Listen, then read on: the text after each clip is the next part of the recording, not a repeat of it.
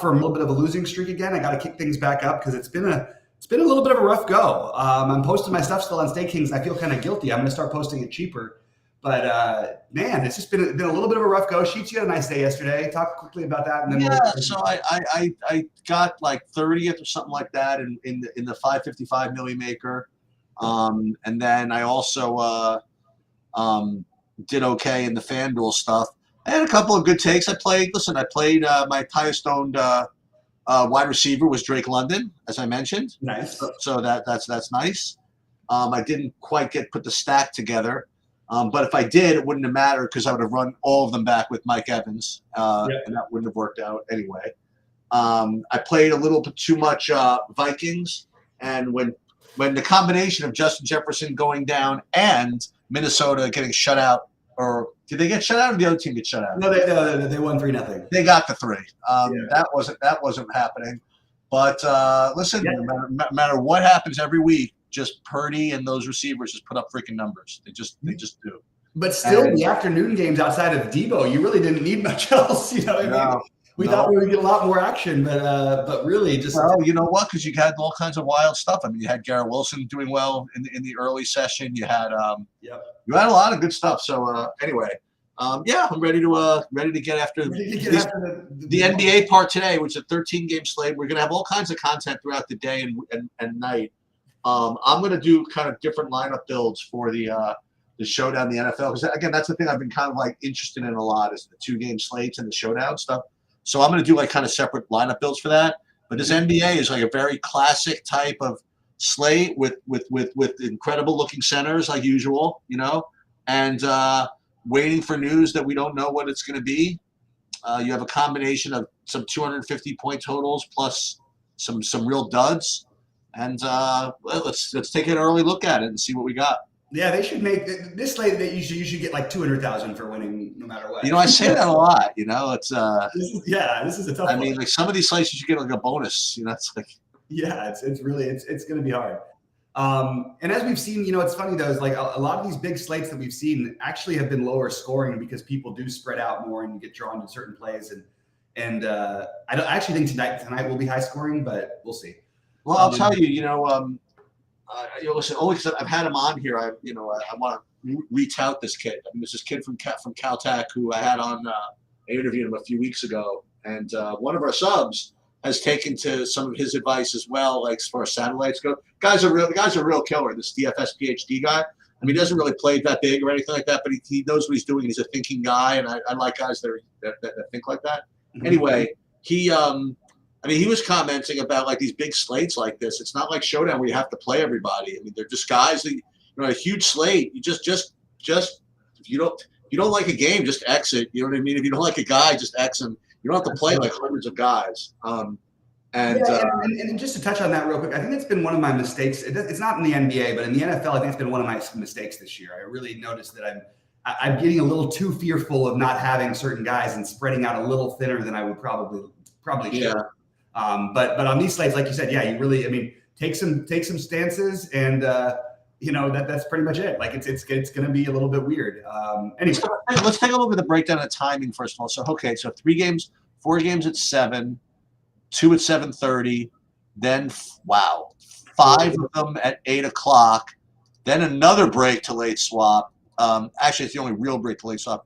Then 10 and 10:30. Yeah, if you win this slate, you have earned it.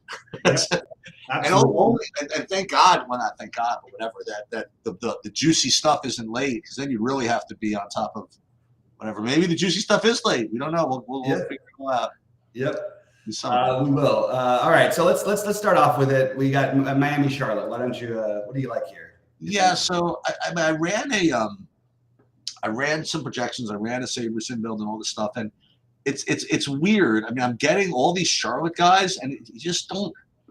You don't think that you want to play too many guys in general against Miami. So, the first one is obvious. So you have Nick Richards, who presuming what? Oh, he's doubtful. Okay. So you have Nick Richards, who is still 4,600. He looks like one of 2 or 3 actually really kind of smash cheap centers, all within like $100 of each other. And he's going to be popular. But even after that, I mean, I'm getting exposure to like Gordon Hayward, and getting exposure to P.J. Washington, Brandon Miller, Terry Rozier. It doesn't seem as though this is what you're supposed to do. Play too much against Miami. But that's what I'm getting right now. And then on Miami side, I'm seeing, despite the fact that Kevin Love is now sort of priced up to 5,200, getting like a little bit of him, and that just doesn't seem right either. Yeah. So I don't know what I want to do, but Nick Richards is obviously one of I think 3 kind of standout $4,500 center players. Yeah, my guess is this projection on Kevin Love is going to dwindle throughout the day. I have no idea why it's as high as it is. Feels a little fishy to me. I think that look, if you make a case for Richards on one side, but I think Orlando Robinson you can make a case for on the other side. I think you can make a case for Jimmy Butler if you wanted to play enough of the Charlotte guys. It isn't the same team defensively, Miami, quite without Bam, but they're still good. They're still a good defensive team that plays slow. And that's the Richards question is something that I'm going to have to figure out today because I don't see it as being this automatic smash value play. I do think that there's plenty of routes for it to fail. Also, we've seen P.J. Washington start in some of these matchups. So I'm not even 100% sure that Nick Richards is going to start. He probably will. But we should probably just keep an eye closer to lock. Hopefully we'll get a starting lineup because that's going to dictate a lot. But yeah, a lot of iffy plays for me in that game that are showing up as fairly chalky that I don't know if I necessarily agree with. I think my favorite play would probably be maybe Terry Rozier, but just there's so many good guys to spend up for today. It's hard to prioritize them. Okay, now we get to Washington and Philly, right? The Washington and Philly is more of 240-point total, 11-point spread.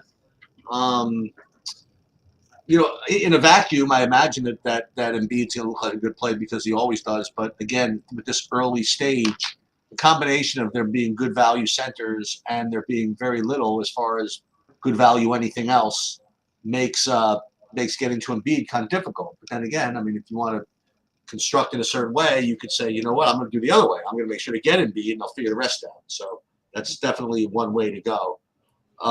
In my current builds, though, I'm not really getting too much of this game at all. Tyus Jones, 5,600, seems a little overpriced, but I'm getting some amount of him.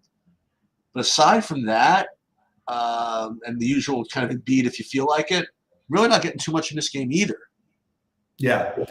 I sort of, it's a big total. Obviously, there's a big spread, and we just saw this matchup the other day where Embiid is smashed twice against these guys. I think he'll do it again. And Tyrese Maxey had a big game in the last. Well, he was good enough anyway. He got near 50, I believe. So I actually like the idea of trying to get to Embiid or Maxey. I'm having a hard time getting anything on Washington. I just want to point out that Daniel Gafford has played well against Philly, against Embiid so far this season, and just leave it there, but probably not going to end up using him because there's too many other centers. All right, Cleveland and Orlando. What do you got? Yeah, I do have Cleveland and Orlando next, and I missed the news where Evan Mobley was ruled out somehow, and I'm sort of glad I did. I think I imagine that Jared Allen was like 100% owned. I ended up playing him, and he was terrible. And he only, in 25 minutes, he only scored 20 fantasy points or whatever. Did anybody else get there that kind of started? Like, did Niang start or something? Or no, he played. By the way, I've got a very funny story because my friend was hanging out with one of the guys you're mentioning. I don't want to really give it all. Well, this guy, I guess I'll just say it. But one of my closest friends was hanging out with him in Miami until about 5 a.m. the night before. Before the game, so I was like a little bit. I actually called her. I was like, "Should I play this guy? Like, I don't know how rested is he? Like, anyway, but Niang got some minutes, and he was fine. He put up 20 fantasy points. But I'm not. I mean, it seems like a slow game that nobody projects well in. I guess I pass. Yeah, I think it's a really good spot to go back to Jared Allen, just because it's really interesting that if we would have just gotten the news today and we could skip the last game, Jared Allen would probably end up being one of the popular centers and probably projecting, 38 fantasy points here or 4. Actually, he's still projecting pretty well. But his ownership looks like it's going to be non-existent. So I like the idea of maybe getting a little Jared Allen at low ownership. And just a reminder, without Mobley, it does help these other guys have a higher ceiling. I don't think I'm going to get to Mitchell, but I do think it benefits him a little bit, and I think it benefits Garland, but I'm just not quite getting to any of those plays. And Orlando, you've got Isaac and Suggs questionable. If they're out, we could talk again about Cole Anthony. I don't know that I want to pay 7K for him, but he, Wagner, and Banchero are all much stronger plays, I think, if you get both Isaac and Suggs out, just because it's a little bit less to compete with. But we don't know that yet as of right now. All right, so the Harlem Globetrotters tour goes from Vegas to Detroit now. So we have Pacers against Detroit. So I presume that game's going to shoot in the 300s. So who do we play? So I'm currently getting the following Detroit guys: Bojan Bogdanovic, Killian Hayes, and Cade Cunningham. And I'm getting them like kind of all of them over 15%. And as far as Indiana goes, I'm not getting up to Halliburton though. Weird. So, well, not weird. It's again the same argument. You know, it's kind of tough to find the value there. But so I'm getting Turner and Buddy Hield actually right now. But it's obviously a game where you want to just kind of do something. I mean, it's a 245-point total, and neither team plays a lot of defense. That's part of why there's 245-point total. Mm-hmm. But I'll go back to the original Detroit guys. So Cunningham, Killian Hayes, and Bojan Bogdanovic. You didn't have Isaiah Stewart showing up for you projection-wise? Well, he did projection-wise, but as far as getting him in actual lineups, the other centers just look much better. I think that's the problem. He's got the forward eligibility for what it's worth. Okay. I had him with it's weird. So Sabersham had him like a 33-point projection. I only have him at like 28. So that's definitely impacting that. So I have to take a look at that. Yeah, and I think that 33 is a little bit ambitious. This is definitely a game that I like. I think that if I had to pick my favorite on the Detroit side, it would probably be Cunningham, followed by Hayes, followed probably by Stewart. And I think that, but I really think you could like consider all these guys. I mean, Jaden Ivey in an up-tempo matchup. Wiseman is projecting fairly well, which is kind of interesting. I don't even know that how much he'll actually end up playing. We really need a Detroit starting lineup to know what to do. They've really been messing around with their lineups lately, and it's really hard to know what to do without, is Sar Thompson going to play 30 minutes or is he going to play 12? Like they really go back and forth with that. But starting off, I just think Cunningham and either Hayes or Cunningham or Hayes and Stewart are a good way to start. And then I think running it back with one of Turner. If Neesmith is out, he's questionable. Maybe Matherin or Toppin. But harder to find things you love on the Indiana side. But maybe it's just worth it just to pay up for Halliburton and hope that he's still doing his Halliburton thing. He had a rough game against the Lakers. They did a pretty good job against him. And, fantasy-wise, he had a rough game. He actually played okay. But I would like to hopefully see Halliburton's usage increase again because it's kind of lowered a little bit the last few games. So this is probably one of the games you could try and stack on this slate. And I think that the Detroit side especially is appealing. I may as well give out the Pistons plus the point. I imagine the plus point against Indiana. I mean, Indiana's coming off the nice run in the play-in tournament, and they played the finals against Vegas, and now they're going into Detroit. Seems like a pretty classic spot to not bring your best game and have kind of a letdown. So just to be kind of a purist, I'll probably take the Pistons plus the points. I will point out the Pistons have lost 19 in a row. Just to give that means I'm going to get the points then, right? They're due. They're due for. I'm not necessarily playing plus the money line. Yeah. No, I got you. But I actually had the same sort of thought that I think that after that, there could be a little bit of a letdown for Indy. I don't know if it'll matter much though, to be honest, because Detroit's so bad. Well, all right. Next, I'm doing this right now. Hold on before I forget. What do you got here? You're getting a stack? No, I got to put it. I'm going to put in my the bet on the Pistons. If I don't do it, that's like something that I will definitely forget to do. So I'm getting them plus 7 points. Okay, that's it. Okay. All right. You want to move on? Yeah, let's move on to Denver, Atlanta. So now we got money I have to make back now in draft in DFS. All right. Denver, Atlanta. All right. So it's another, I imagine, pretty high total. with pretty close spread here. I imagine we don't have. Oh no, Trae Young is back, so that's why I'm really not getting to much anything here. So I'm really not getting to anything on the Atlanta side, and I'm actually not getting to Jokic, which means I'm not getting anything on Denver either. You like anything here? Kind of like Jokic. He's a good player.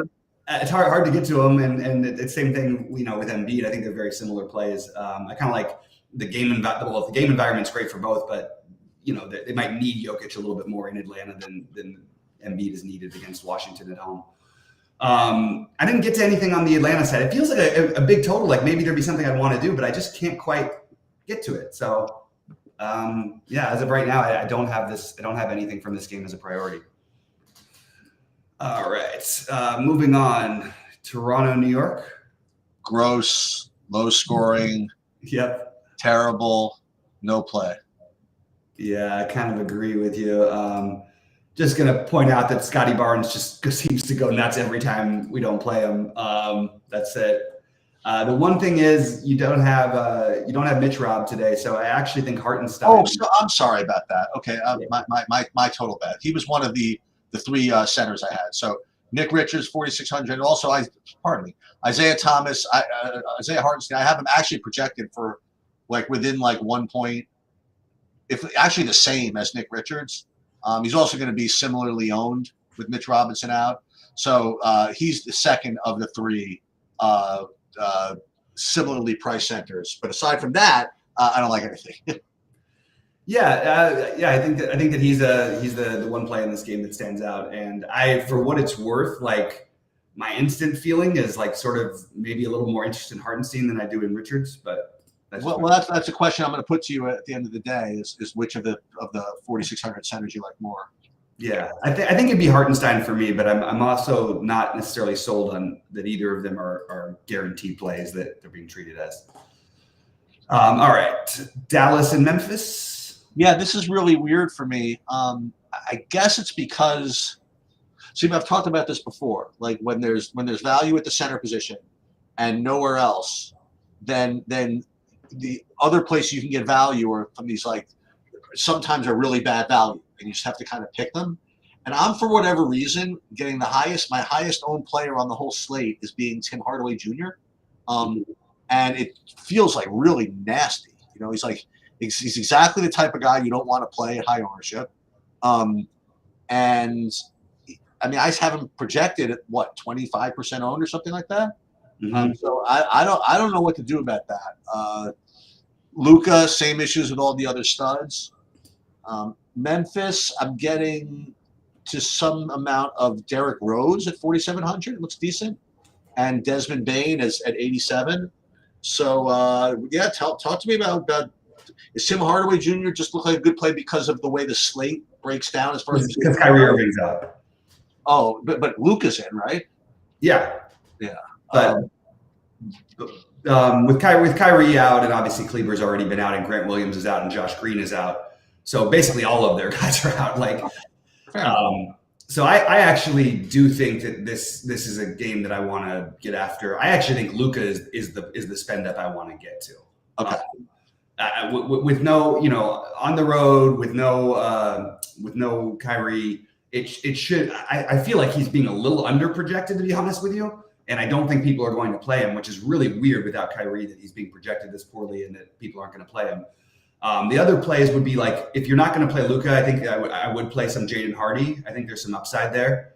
And I think Hardaway and Derek Jones are going to project well because they're going to play. They're going to have the minutes, but we both know they have bust paths. So I probably would try to narrow it to one of those guys, Hardaway or Derek Jones. And I just didn't get to anything else quite, but I do think that with that Kyrie out, I think somebody's going to have a game here. But I think that I would probably – Hardaway is the most logical, but I think Hardy might be my favorite to get a little bit different. And Luka's to get – weird to say Luka getting different, but it is going to be getting different. And then on the other side, Desmond Bane. So Desmond Bane is a Dallas kid. He was really furious that Dallas didn't draft him. He's torched Dallas every time. Now, this game is not in Dallas, so I don't like it quite as much. But Desmond Bane is already a good play at 8,700. I think he put up 65 last time they played. I love Bane as a run back. So if you can find a way to play a Luka Bane lineup, that might be a good place to get a good start for a tournament build. Now you're using a lot of salary, but you could get 75 from Luka and 60 from Bane in this matchup, and I don't even think that's even close to out of the question. You could even I'll keep Jaren Jackson in my pool, and that's about as far as I go. But I do think that this is a game that I'm probably going to be looking to spend up for some of these guys. Utah, Oklahoma City. So the way my projections work, I have them from like all different places, and I kind of like tweak them and do other stuff with them. And for me, like if you look at SaberSim, for example, like SaberSim has Nick Richards a little bit better than Hartenstein, then like a decent drop to Yurt 7. I have these guys like almost all the same. So I have Yurt 7 on the same level as Richardson and Hartenstein, and I have him projected a little bit lower owned. So I'm gonna live with that, and that's the question I'm gonna ask. Is of those three, do you have a clear ranking there? But I definitely think Omar Yurtseven just belongs with the same group. And aside from that, I'm currently not getting much of anything else in this game in my build at all. So yeah, this is interesting because I agree with you about Yurtseven being as good a play as the other ones. The only thing I would just makes it a little bit maybe more volatile is if Collins is in fact available, which he's questionable right now. You have Collins and Olynyk who can both play the 5 as well. That's the one way Yurtseven could lose out here if he doesn't play well. Those guys could easily take up the minutes, but I do think Yurtseven is right with him as of right now. And on the other side, Isaiah Joe is projecting through the roof. Oh, really? Yeah, we have no Lou Dort, and I think that it's SaberSim's projections have gotten a little wonky on this. I don't think he should be projecting 6x, but he is. That's so weird because I must have done it earlier. I have even SaberSim with Isaiah Joe with only 18 fantasy points for him. Interesting. I'm looking at it right now at 23. And maybe they moved him up. Yeah, but it just dropped from 24, so maybe there's something happening. This is older, and then I only have him at 17, so Well, Lou Dort was announced out, I think this morning, pretty early. Okay. So that may just be like a little bit of a lag. So Isaiah Joe would be the logical guy, I guess, but I don't think it's any sort of like a lock that he's going to get the minutes. It could be Kason Wallace. They have Aaron Wiggins. They could still use for that. Bertans will probably get some minutes. Kenrich Williams will get minutes. So just because we're missing Lou Dort, I don't know that I want to overreact and make Isaiah Joe, who's very shooting dependent. He's an excellent shooter. A good matchup, but playing him if he's going to be like 30% owned, I'm not going to do. If he's going to be low owned, I absolutely will take that shot on him. So Minnesota, New Orleans. I guess pass like most New Orleans games. Let me see. Like most Minnesota games. Let me just take a look and see if I got to anything. I'm scrolling down my exposures, and it's taking me a while to get to anybody from this game at all. Like the first guy I get to is Ingram, and I have like 5% of him. So this game is probably a pass for me. Yeah, probably for me too. And I want to address something just mentioning that I'm just going to try and take another look at it because he asked about from Memphis. What are the thoughts on Derrick Rose? No. Well, he asked. I'm trying to figure this out here. What am I missing? Why is Tillman so poorly? Like he asked about Tillman because at some point you'd think Tillman would get his starting job back, but I don't think you can play a guy who's played coming off a 6-minute game. It's just if he's not starting. If Tillman is starting, I think you could weigh him in there with the other guys. But there's just so many other good plays at center. I don't think you can wait for it. What is his price, Tillman? 51. They're all in this little range. Yep. All right. So we had nothing from the New Orleans game. I don't think so. Yeah, I don't think so either. I'm just trying to look. Like, is there anything I could talk myself into? I don't think I need to. Maybe Anthony Edwards. That would be about it. All right, moving on. What do you got next? I have Chicago, Milwaukee. Okay. And I don't know. I mean, I really don't have too much. I mean, again, Giannis, he's same not same play, but same idea. I mean, he could certainly smash. Just doesn't seem the slate to do it though. And again, like you said, I mean, if you're going to prioritize a spend up, Well, I'm not saying that he's necessarily the best spend up on the board. I mean, you could say that. I mean, not the worst. Hey, maybe he's better than Luka. I don't know. Maybe he's better than Embiid. I really don't know. These guys can all score 80. Chicago side, I don't know what I would want to do there, if anything. Maybe DeRozan. Aside from that, though, I mean, not a lot here. Yeah, I actually think that Chicago is being a little bit underprojected. So I like Vooch, I like DeRozan, I like White. I probably would pick one because I don't really want to run back this game. But remember, Milwaukee does play the third fastest pace in basketball. I think it's an upgrade for these guys. And Kobe White has been really, really good, like for fantasy purposes, and actually been playing pretty well in real life. So I'm okay with the Kobe White play. He's put up 43, 55, and 39 without Levine. I think that's plenty of reason to play him against a team that plays drop coverage and doesn't cover three-point shooters. This seems like a great spot to play Kobe White. So maybe I end up siding with him over, which is crazy, him over DeRozan or Vooch, but I think that might be where I'm at right now. So I actually do like the Bulls side of this a little bit. All right. Moving on. San Antonio, Houston. Yeah, dude, I have to say that it was. I didn't speak to you because it must have been the Friday slate or Thursday. I forget which one, but I know neither of us were around. But I did play the Wembanyama game, and he just smashed, and he was like 4% owned, like everywhere. And I just couldn't get the rest of the lineup to work. I get like 12th or something like that in a monster on FanDuel or something like that. Among other things, and I just couldn't get the rest of it. I think I paired him with DeRozan or something like that. I think maybe with DeRozan and Vooch or something. I got a little bit crazy with that. And I think, as I recall, I played Osman as well. Remember, I did the whole games out there. Wembanyama, man, 20 rebounds. That's a number.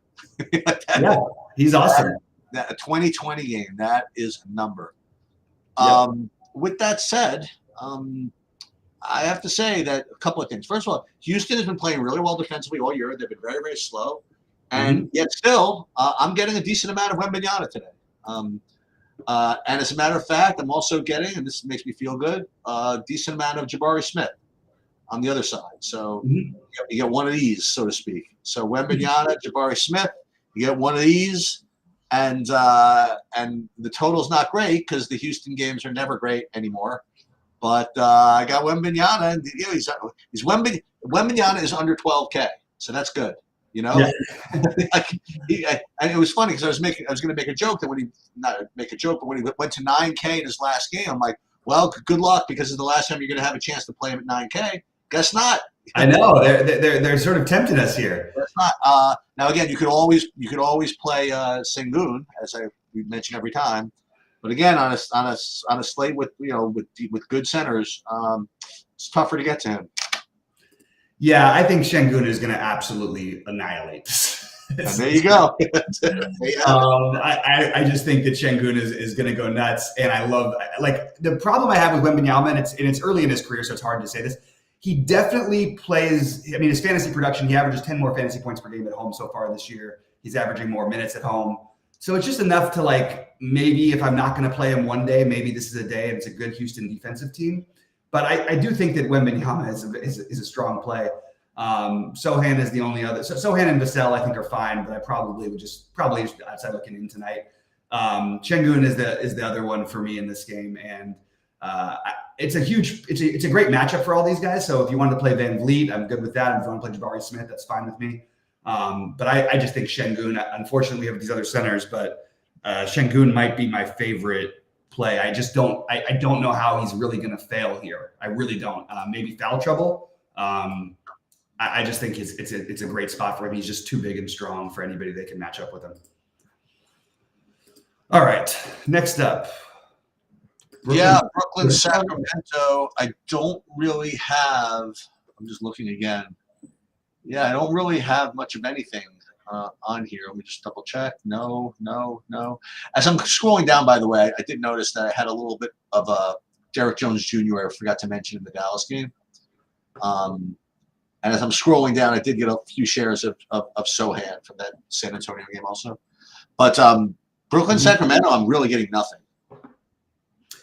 Yeah, it's it's a great pace game. It seems like we should have some interest in something, but I'm having trouble too getting there. I will say that Mikal Bridges and Cam Thomas, I think, are interesting, like large field tournament plays. Cam Thomas is just a total wild card, but when he gets going, he can put up 40 real points. So like nothing. So I have no problem if you want to just close your eyes and take that gamble in what I consider to be like a really good matchup for him. And if you want to play Malik Monk, that's fine, but I don't see it as a priority by any means. If Malik Monk is out, then you have something you could probably. I probably would just talk myself into Herder. That's probably where I'd be at. It's a perfect time to do it too. He's coming off a 17-minute zero over game. Yeah, exactly. But we've seen that before. Like he had that earlier in the year. We had like a 5 fantasy point game and then like a 45 or 50 the next game or something like that. All right, Portland and the Clippers. All right, so Brogdon being day-to-day is a big deal, and we might not know what it is until the game locks. Until plenty of other games lock. At least they price Simons up where it's not one of those things. But if Brogdon is out, I guess Scoot Henderson becomes playable at 5,300. He hasn't put up a single game, at least that I'm looking at, that I want. But Brogdon out certainly would help. The only other thing I would say about this game is that I do see that Norm Powell is 4,400 or something like that, and every once in a while he'll play like 30 minutes. Actually played 30 minutes the last 3 games. I don't know. You give me him at 30 minutes. I don't know. That's something reasonable that I don't think anybody's going to play. So I don't have him right now in anything, and I have really nobody from this game at all in any lineups. And I built like 50 of them. But I'll just say that Norman Powell is 4,600 and he might play 30 minutes. Yeah, I think that there are worse plays. I don't think that the problem is just the production on with these guys is a little bit tough to get to with all the other stuff. I'm not really getting much from this one, to be honest with you. I think Zubac and Kawhi would be my 2 favorites, and I think Ayton's expected to possibly be back tonight. So as is Brogdon. If they're both out, I actually don't think it's too expensive for Simons, but we're probably not going to have that information. So probably going to be a stay away for me on this one. Interesting slate. We went through it pretty quickly considering such a big slate. I've got my, the priorities. I like the Indy-Detroit game, Cunningham. I really like Luka and Bane as spend ups. I think that Isaiah Joe, depending on where his ownership is an interesting spend down. All the Hartenstein, Yurt-7, Richards at center. I think they're all interesting. And if you're not going to play Richards at center, maybe play Washington at power forward. Hardaway, Derek Jones are other potential value pieces, but I kind of like the Jaden Hardy if I'm not going to play Luka. And then the Bulls guys stand out a little bit, and then Wemby and Şengün is what I've gotten written down. Yeah, I like the Indiana-Detroit game as the big total stack, and then I like the Houston game we just talked about. I like pieces from both sides of that, which I definitely like. I'm getting these Charlotte guys. It's a little annoying, so I don't know how much I'm really going to do with that. And I guess, like you said, Hardaway is a good play with Kyrie out. And I'll tell you this if don't forget to play. Not that you have to, but if you do get that news that Monk is out, Herder is probably a really good play. Mm-hmm. I think he would be a pretty good play. Or does what's his name show up? Does I don't know. Not quite. I don't think it's enough of a thing. Does Chris Duarte get minutes? It's possible, but I don't. Monk doesn't start anyway, and Duarte has been a DNP CD. So even when Fox and other guys were out, we didn't see. We only saw that one game where he really got a bunch of minutes, or 2 games, I guess he got a bunch of minutes. Remember the Monk roll. This is 30 minutes off the bench. Yeah, but Davion Mitchell can play a ton of minutes. They're super deep. They've also got Keon Ellis as a rookie for them that they're going to play minutes. So I don't know that anybody's actually, other than Herder, going to look like much of a. So I think that might be maybe Keegan Murray. Does Herder start? Herder starts. Yeah, he does start. That's going to be my initial my initial lean is that I end up playing Herder with Monk out. That'll be mine. Nice. Yeah. The only thing I would say is that I still don't know that it would be like a smash, but I think it's it's fine anyway. By the way. Well, that's what I'm saying. I mean, like you play him and then like Norm Powell, just like stupid stuff. You know what I mean? Because I don't think many people are going to play much in these late games because they probably shouldn't. but if you got a couple of these guys late, I mean, it's not the worst thing in the world. Yeah. And just going to remind everybody that it's probably going to look like a very different slate a little later today than it does right now. But this is what we got for right now, and I'm going to try and see if I can find a way to get Luka and Bane in a lineup together because I love that. You like Bane, huh? I really do. And I mean, he's been like pretty. This is an incredible matchup. He's been great. Everything sort of runs through him. His usage in the last, he put up 75 the other day. he had 49 real life points. Wow. He's put up, his last games are 75, 45, 48, 45. Like, even those ones I would take. And that one Dallas one where he was there, he could have even had a much bigger game, but I think he missed a rotation somewhere in there. Anyway, all right. So anything else, Sheets, before we get out of here? Yeah, I'm just like looking around again. Dallas, Memphis again. The Utah OKC, nothing really except for, you got to look at the Isaiah Joe thing. And then it's 12:37, so I'm just curious, is it 12:41? That like Giannis gets ruled out, or is it 7:03 where Embiid gets ruled out, or something like that? Yeah, I would imagine that's definitely possible today. No, 7:03 wouldn't be Embiid because he's at 7, but 7:03 for like Jokic to get ruled out. Yeah, because he's 7:30. Yeah, that would make sense. Yeah. Or Luka to get ruled out, and then we got Hardaway at 80% ownership. Yeah. That's or actually, Jaden Hardy would be like 90% on. That's true. That's true. Yeah. All right, man. Well, good luck to everyone today. We'll see you live at 6 Eastern. We will be live for NBA at 6 o'clock. All right.